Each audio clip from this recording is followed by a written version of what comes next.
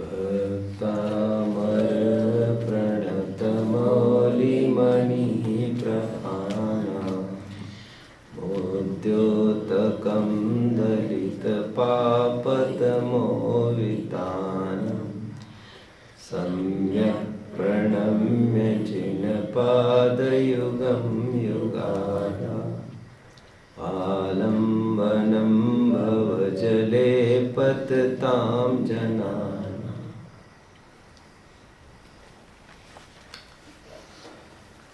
मोक्षार्थियों, अब जितना अध्ययन करेंगे, जितनी गहराई में जाएंगे, उतनी आपको सत्यता की खोज हो जाएगी। जिन खोया तिन पाया गहरे पानी पैठ। The more you plunge deeper, the more are the opportunities to gain, to attain. Mahavir ji Gangwal के द्वारा लिखी हुई एक पुस्तक है भारतीय संस्कृति। उस पुस्तक को पढ़ने पर और ऐसे सैकड़ों बातें पता चलती है जो इस बात की सिद्धि करते हैं कि जितने भी बाहर में शंकर गणपति आदि की स्थापना हुई है, शिवलिंग की स्थापना हुई है, एटसेट्रा एटसेट्रा, जितनी बाहर की बातें हैं वे सब जैन दर्शन का किस प्रकार कॉपीराइट है ये आपको पता चलेगा। और सामान्य बुद्धि जो वितरागता का प्रतीक है, वितरागता का उपासक है, उसको ज़्यादा कहने की ज़रूरत नहीं होती। वो ज़रा में ही समझ जाता है ये डुप्लीकेट माल है। एक दो और मैं आपको ऐसे बिंदुओं की तरफ ध्यान आकर्षित कराता हूँ। महाशिवरात्रि आपने गौर किया होगा, माघ वदी 14 को मनाई जाती है। महाशिवरात्रि जिस दिन मनाई जाती है, माघ वदी 14, वही तो आदिनाथ भगवान का निर्वाण दिवस है। अभी कहीं मुझे ख्याल में नहीं है, विवाद में पड़ गया ये विषय। एक्चुअली किसी ने अभी प्रतिमा एक बनाई थी, एक भगवान के कई मुख, आप नहीं जानते, और उन्होंने प्रतिष्ठा करनी चाहिए, लेकिन समाज में खूब बवाल मचा, बवंडर हुआ, विरोध हुआ, तो उनको बैकफुट पर आना पड़ा। जो आगम विरुद्धता है उसको लोग कैसे बर्दाश्त करेंगे। लेकिन मैं आपको इतनी बात कह दूं, जैनेतरों में जितना ये ब्रह्मा की 4 मुख की प्रतिमाएं प्रसिद्ध है, किसी ने देखी है? हाँ, अब मजा आएगा। वो और कुछ नहीं है बच्चों, हमारे भगवान का एक नाम चतुरानन है, चतुरानन। और आनन मतलब मुख होता है। दशानन रावण का एक नाम, आनन मतलब मुख। चतुरानन हमारे भगवान का नाम है। उसको देखकर देखम देखी उन लोगों ने ब्रह्मा के 4 मुख ही बना दिए। बट आपको सुनने में, समझने में आश्चर्य होगा कि भगवान को चतुरानन कहते तो है, लेकिन उनके 4 मुख थोड़ी होते। समो शरण की ऐसी दिव्यता है कि कोई भी भगवान को देखे तो उन्हें ऐसा प्रतीत होता है कि भगवान हमारी ही तरफ देख रहे हैं। इसलिए उन्हें उपचार से चतुरानन कहा जाता है, क्योंकि कहीं से भी देखो भगवान को, उनका मुख ही दिखता है चारों तरफ से। कहीं भी, चारों तरफ का तात्पर्य 8 दिशाओं का तात्पर्य है, कहीं से भी कोई भी देखे। और उन्होंने चतुरानन के नाम पर 4 मुख स्थापित कर लिए। कैसे स्वीकृत होगा ये? लेकिन अभी किसी ने देखम देखी, जहाँ तक मैं सुनता हूँ, किसी दिगंबर मुनि ने एक ऐसी प्रतिमा बनाई जिसके मैं समझता 6 के 8 मुख है, वितरागी प्रतिमा। क्या चाहते हैं, क्या सिद्ध करना चाहते हैं वे? जबरन कुछ न कुछ नया डालकर समाज का ध्यान आकर्षित करा के चंदा चिट्ठा इकट्ठा का साधन बनाना चाहते हैं। लेकिन सज्जन ऐसी चीज़ों को प्रश्रय नहीं देते। ऐसे काफ़ी सारी बिंदुओं की चर्चा उस पुस्तक में की है जिसका मैं जिक्र कर रहा हूँ। ऐसी 2-5 पुस्तकें हैं मेरे पास। जिसमें काफ़ी सिद्दीकी है। मुझे शक्ति प्रमाण, समय प्रमाण इतना ही कहना मुझे उचित लगा, तो मैंने इतना ही आपको कह दिया। आगे बढ़ता हूँ मैं। आज बहुत अल्प समय है अपने पास, शायद मेरे पास 20 से 25 मिनट ही है आज। इस अल्पावधि में मैं आपको आदिनाथ की भवावली कहना चाहूँगा। वैसे आदिनाथ का चरित्र कहने वाला ग्रंथ आदि पुराण है, ऑफ कोर्स। जिनसेन आचार्य उसके रचयिता है। हमारे पास प्रधान ग्रंथों में आदि पुराण और उत्तर पुराण ऐसे 2 खंड है। सुने हैं किसी ने नाम कभी? आपको सुनकर आश्चर्य होगा। आदि पुराण में केवल और केवल आदिनाथ भगवान का ही चरित्र है, और उत्तर पुराण में द्वितीय तीर्थंकर से लेकर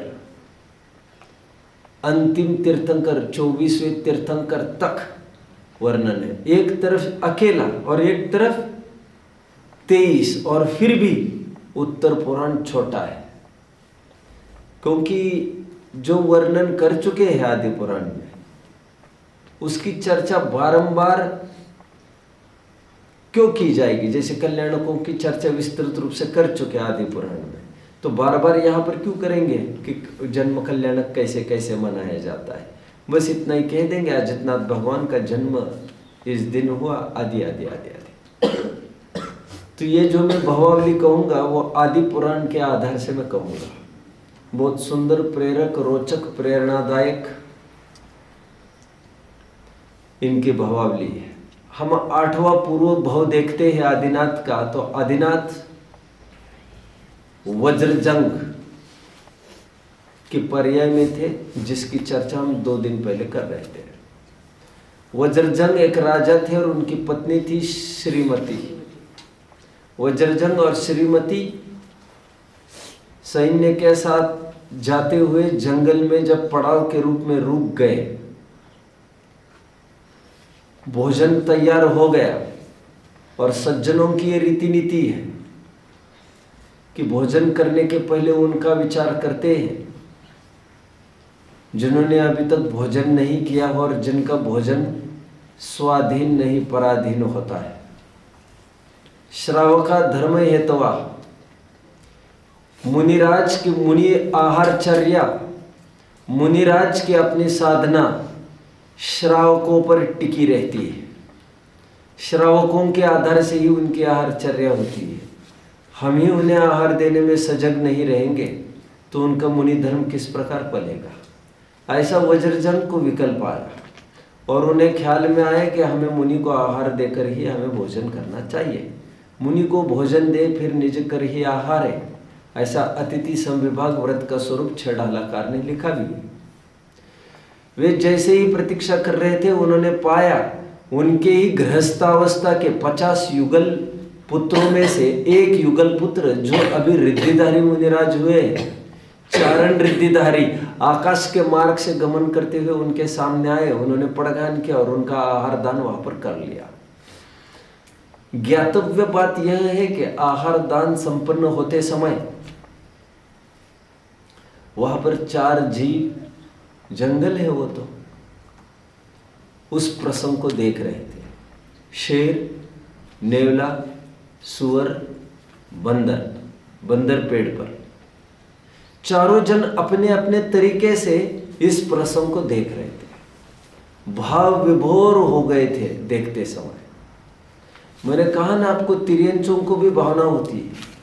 जिन बिंब को देखकर भी तिर्यंचों को सम्यक दर्शन हो सकता है, इतने समझदार तिर्यंच हुआ करते हैं। हमारे ग्रंथों में तिर्यंचों ने भी समाधि संलेखना लेने के आधार मिलते हैं। उन चारों तिर्यंचों ने भले ही आहार दे नहीं सके, दे भी कैसे सकते हैं, लेकिन उन्होंने बराबरी से अनुमोदना की। अनुमोदना करना मतलब होते हुए को ये अच्छा हो रहा है ऐसा हर्ष भाव व्यक्त करना। क्योंकि सबके बस की नहीं होती है कोई पर्टिकुलर काम करना। किन्हीं किन्हीं के बस की अनुमोदना ही देना होती है। हमारी माताएं बहनें भगवान का प्रक्षाल कर सकती है क्या? मानते होंगे कोई 20 पंथी, हम तो नहीं मानते। माताएं बहनें प्रक्षाल नहीं कर सकती तो क्या वे पुण्य से वंचित रह गई क्या? नहीं।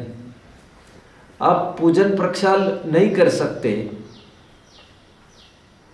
सकते भगवान की विनय आदि विशेष रूप से नजदीक जाकर, तो कोई बात नहीं, आप अनुमोदना करें। होते हुए की अनुमोदना करना अर्थात हमारे बच्चे हैं, हमारे भाई बंद है, हमारे पति है, देवर है, उनको प्रेरणा तो कर ही सकते हैं हम, और होते हुए को देख देख कर हम प्रसन्न रह सकते हैं, इतना तो हम कर ही सकते हैं। तो ठीक उसी प्रकार इन चारों जनों ने खूब खूब अनुमोदना की। और जानते हो आप, जितना फल करने का है उससे कम फल अनुमोदना का नहीं है। प्रमाण यह है कि उत्तम पात्र को आहार दान के फलस्वरूप उत्तम भोग भूमि की प्राप्ति ग्रंथों में कही है।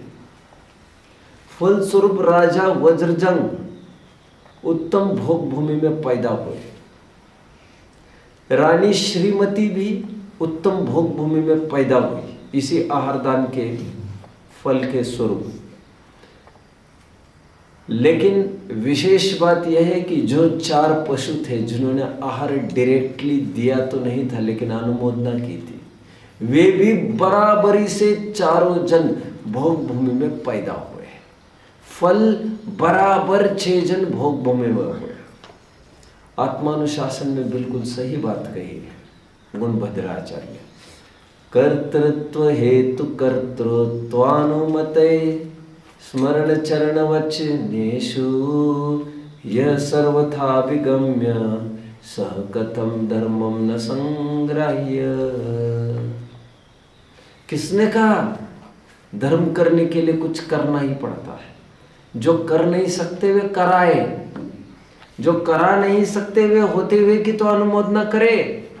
क्योंकि जैन दर्शन में कृत कारित और अनुमोदना का बराबर फल कहा गया है।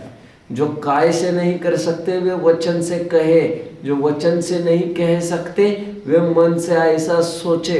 क्योंकि जैन दर्शन में मन, वचन तथा काय के द्वारा किया गया पुण्य अथवा पाप का फल बराबर कहता है।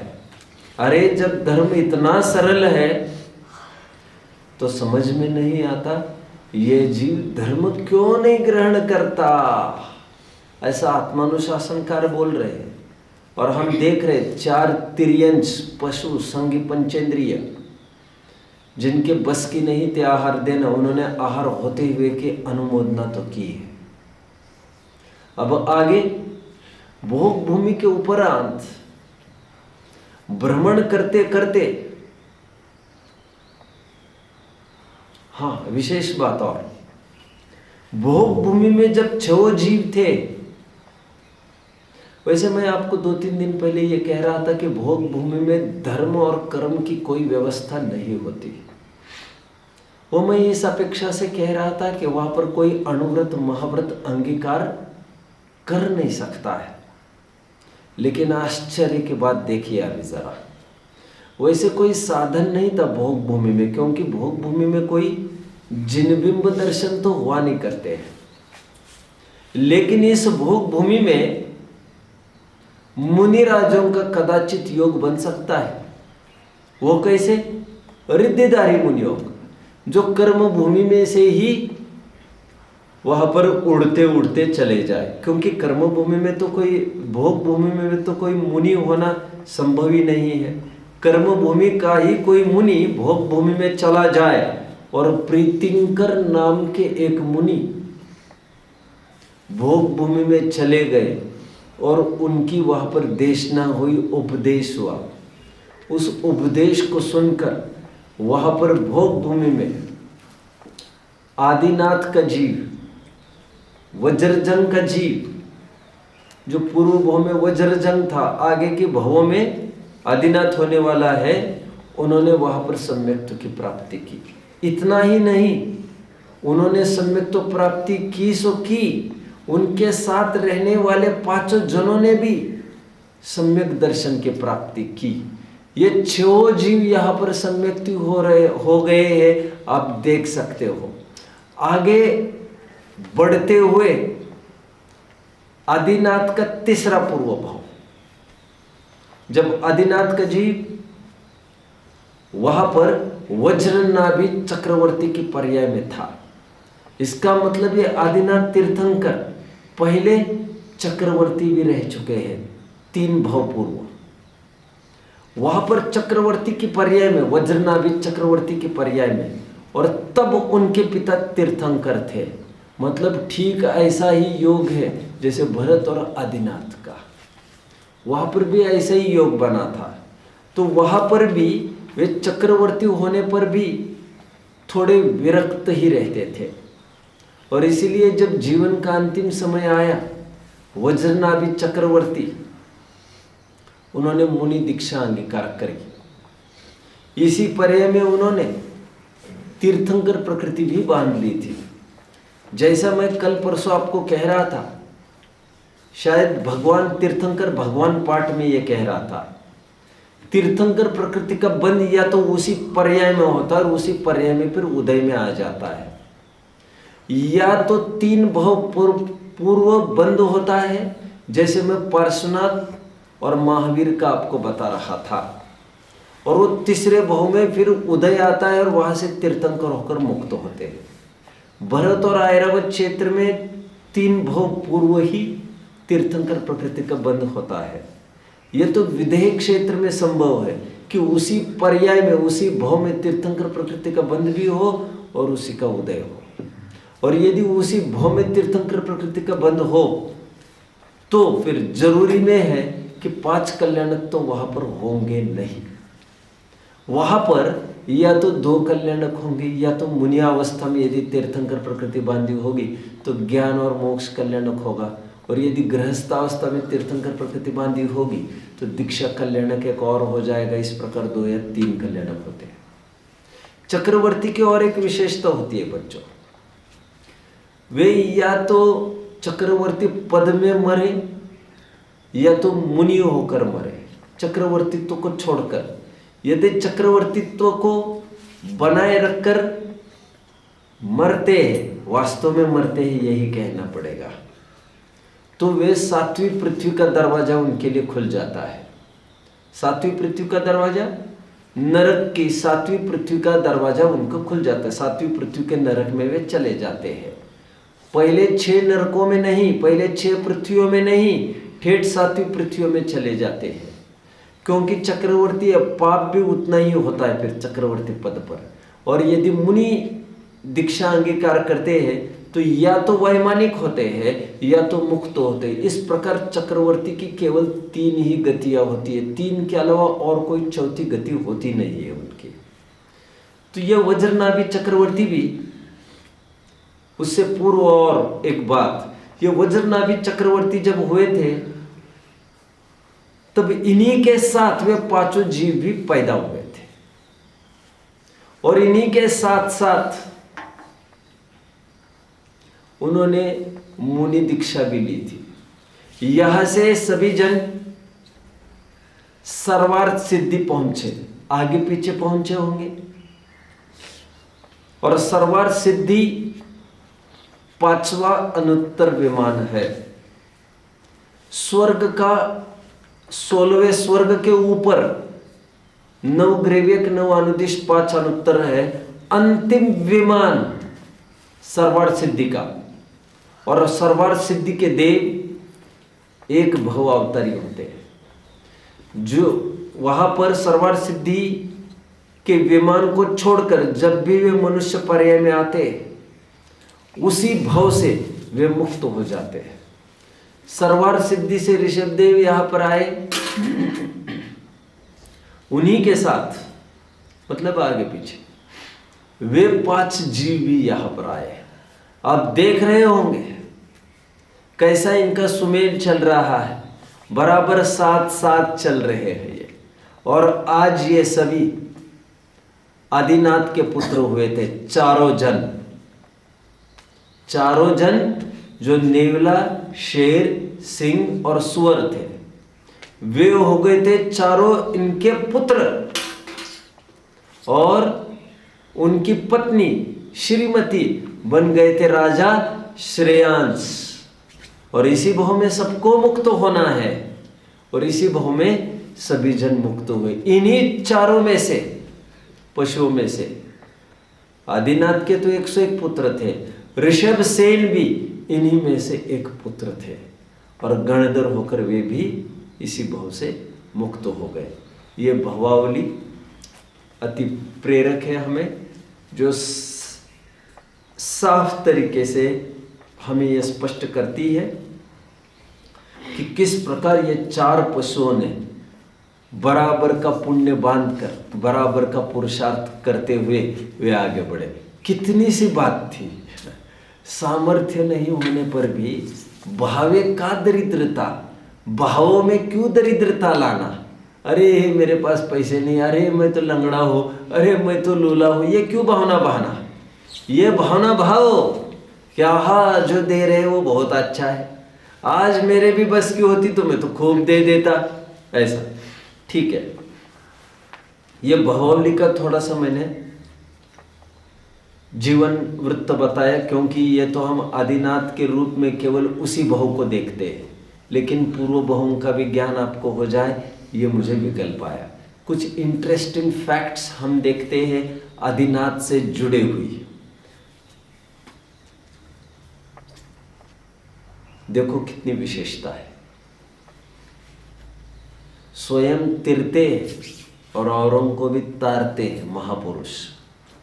उनके घर वाले भी, परिवार भी उनका किस प्रकार इस मार्ग में लग गया हम देख सकते हैं अभी बहुत जल्द। वैसे मैंने परसों एक बात बताई थी आपको, मैंने ये कहा था गणधरों में अधिकांश गणधर, 84 गणधरों में अधिकांश गणधर उन्हीं के पुत्र थे। मैंने कहा था आपको प्रधान गणधर वृषभ सेन, ये उन्हीं के पुत्र थे। और इस काल में मुक्त होने वाले सबसे पहले जीव अनंत वीर्य, सभी जन भोग भूमि में ही हुए ये मुक्त। अनंत वीर्य जो सबसे पहले निर्वाण की प्राप्ति कर गए, वे अनंत वीर्य भी आदिनाथ के ही पुत्र थे। बाहुबली आदिनाथ के ही पुत्र थे, जो कामदेव होकर उसी पर्याय में मुक्त हो गए। ब्राह्मी और सुंदरी ये दोनों प्रमुख गणिनी आरिकाएं थी, उसी सभा की प्रमुख गणिनिया थी।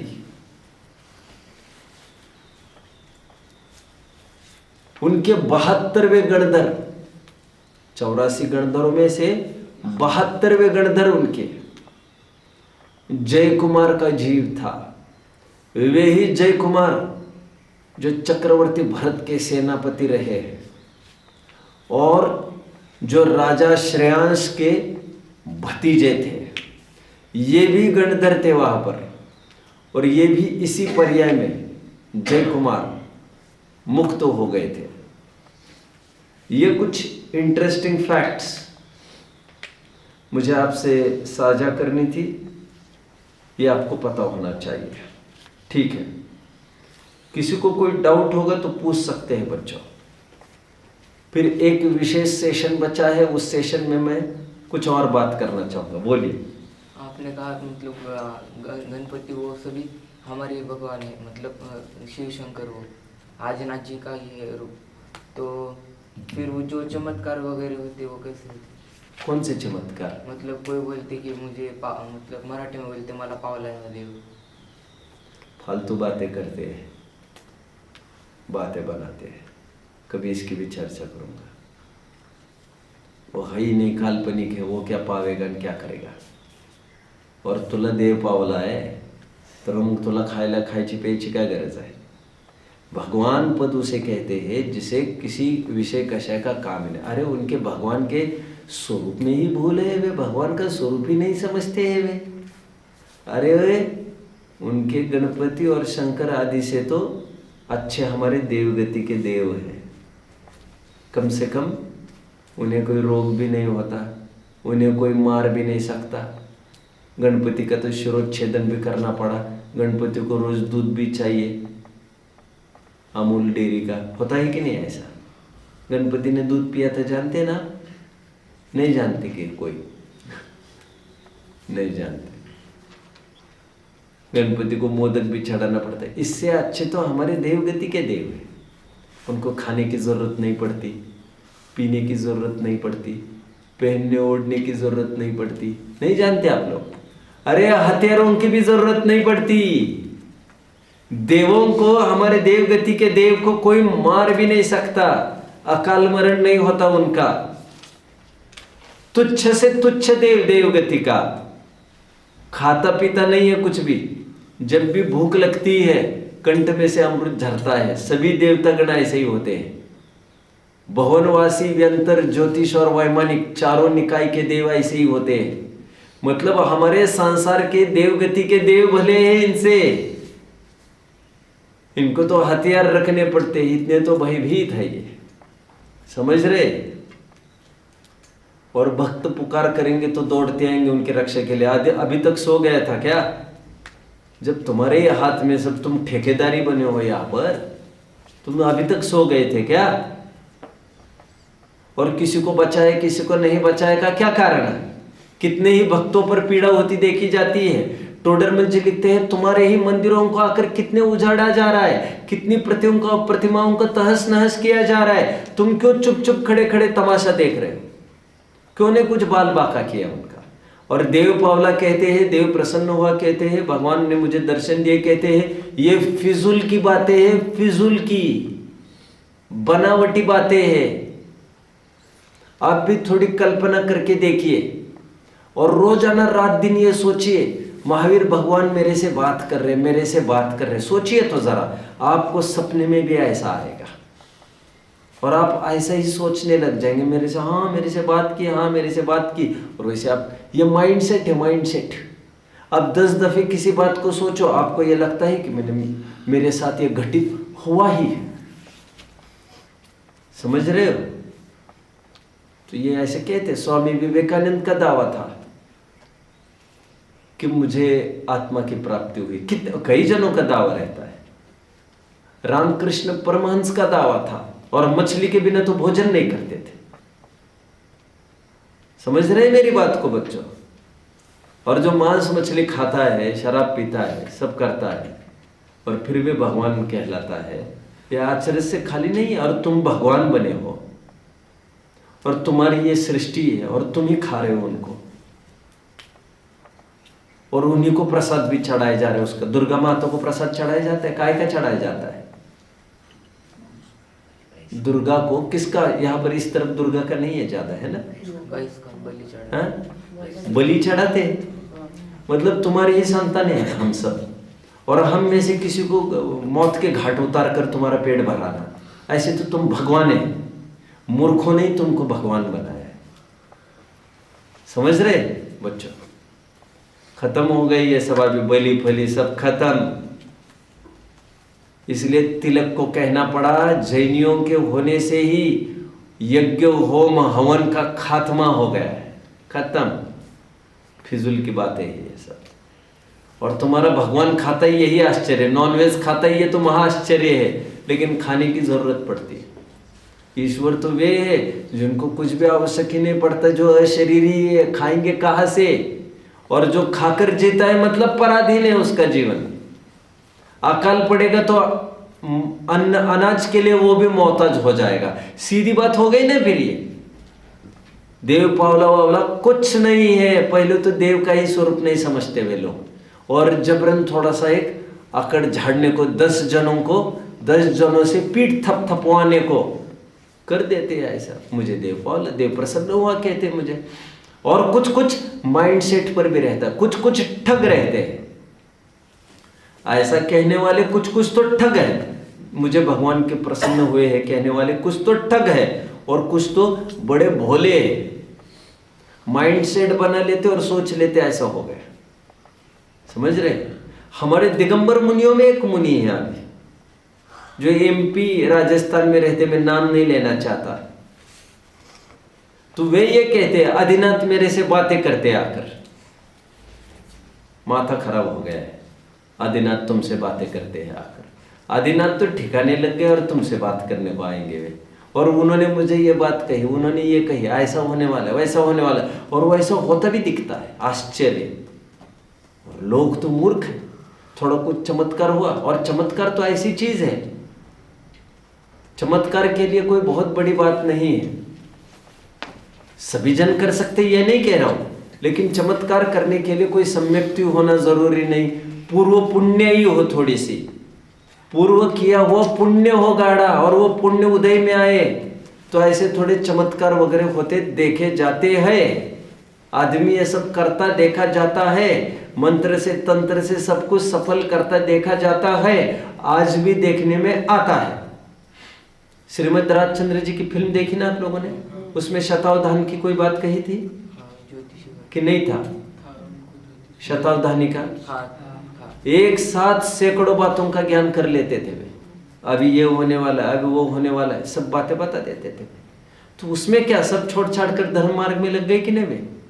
क्योंकि ये लौकिक जितनी भी सिद्धियां है लौकिक, वे लोकोत्तर मार्ग में कहाँ काम में आती है। और ये पूर्व पुण्य का उदय है, सुसिद्धियां हो रही है ये, उसमें कोई बड़ी बात नहीं। आप लोगों को भी कितने ही बहु में इसकी सिद्धियां हो चुकी होगी, तो ये कोई बड़ी बात नहीं।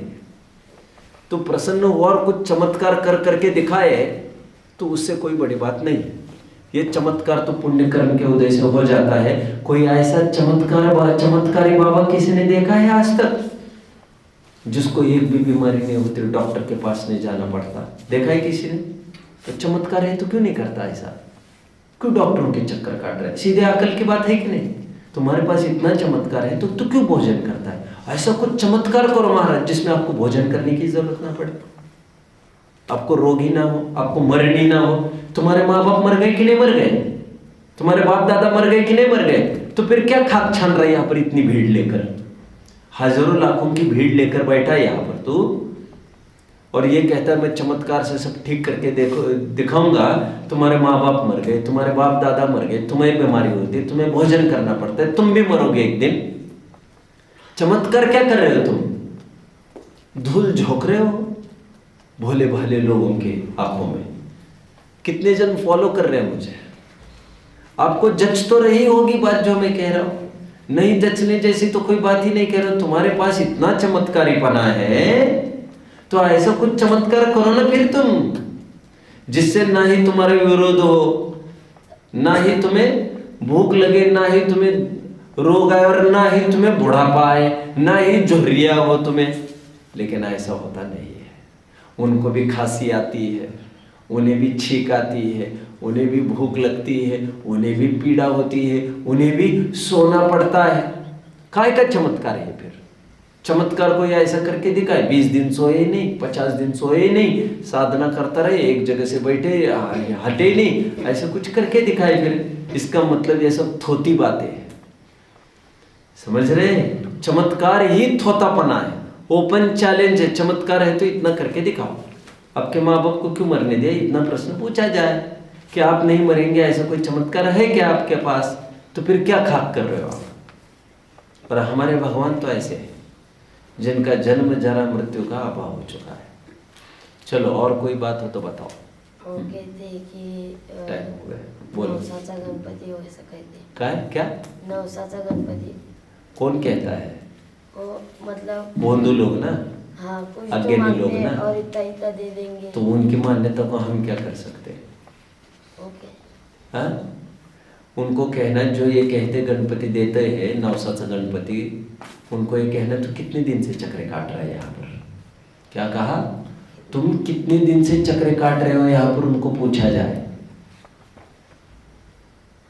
और फिर उनको ये भी पूछा जाए, अभी तो तुम्हें कोई मनसा रही नहीं होगी, फिर तुम्हारी सभी मन्नतें तो पूरी हो चुकी होगी, तो अभी काय के लिए चक्रे काट रहा है? तो वो ये कहेगा नहीं, ये भी एक काम होना है अभी, तो उसके लिए चक्रे काट रहा है। 1000 में से 10-20 काम तो हो ही जाते हैं, वैसे ही होते हैं।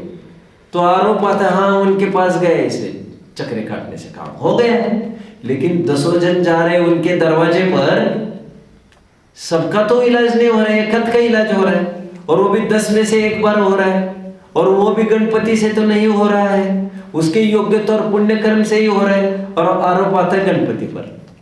समझ रहे? गणपति में इतनी ताकत होती तो वो इतने विद्रूप क्यों बनता? क्या उचित था उसका? समझ रहे? तो कोई भगवान किसी को देता रहता नहीं है, देता है तो जो भी जाता है उनको पूछा जाए कि आपकी सभी मन्नतें पूरी हो चुकी होगी आज तक सभी, तो क्यों जाते हो? अभी भी कुछ मन्नतें हैं कि कुछ मांग रही है क्या अभी भी? और किसी की मांग खत्म हुई है ऐसा कोई आदमी देखने को मिलेगा आपको कभी भी? नेवर। मांगे तो सबकी रहती है, अभी ये हो, अब वो हो, अब मेरे लड़के का अच्छा हो, मेरे पोते का अच्छा हो, मेरे इसका अच्छा हो, मेरा उसका अच्छा हो, और कहीं ना कहीं रोड़ा अटका ही पड़ा रहता है। तो उसको बोलना नवसाचा गणपति के पास रोज जाते हो तो डॉक्टरों की चक्करें तो काटते नहीं होंगे तुम, वकीलों की चक्करें तो काटते नहीं होंगे, बोलना तुम। मतलब तुम्हारा भगवान वकील और डॉक्टर से भी गाया बीता है क्या? समझ रहे मेरी बात को कि नहीं? अब उस आदमी को पूछना कौन है वो आदमी, आपके घर वाले तो नहीं? कोई नहीं पूछ रहा था, मतलब उनको पूछना जो गणपति की चक्कर काटते हैं, उनको कहना तुम तो कभी वकील के पास गए नहीं होंगे आज तक, और ना ही डॉक्टर के पास गए होंगे, पूछो तो जरा तुम उसको। तुम्हारा तो क्या ना इंजीनियर की जरूरत है, तुम्हारा घर तो वैसे ही गणपति बना देगा। बोलना, बैठ जा बोलना यहीं पर, कहूँगा जब मौका आए तो। अभी टाइम नहीं है मेरे पास, नहीं तो मैं कह देता, बहुत अच्छी बात। ओम नमः।